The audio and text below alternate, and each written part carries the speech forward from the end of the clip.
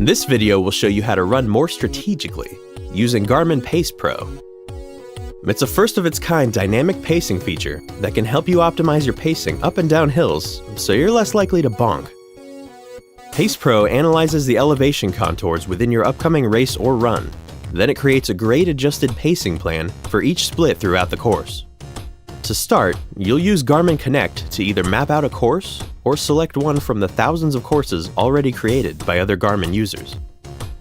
Enter a target time or target pace for your run to begin creating your Pace Pro pacing plan.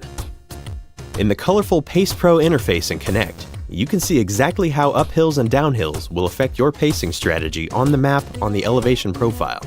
You also have the option to split up the course by the mile, by the kilometer, or based on where the major elevation changes occur in the course.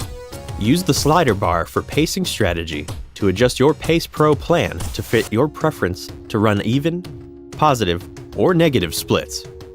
Use the slider bar for uphill effort to adjust the plan to your hill running preference, whether you want to run harder up the hills and recover on the downhills, or run easier up the hills and pick up speed on the way down.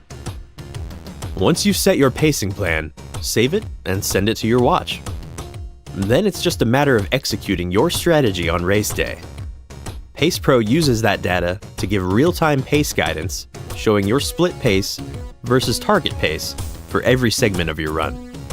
You'll see on the Pace Pro data screen a graphic and number showing the distance remaining in the current split, and how much you are ahead of or behind your overall time goal.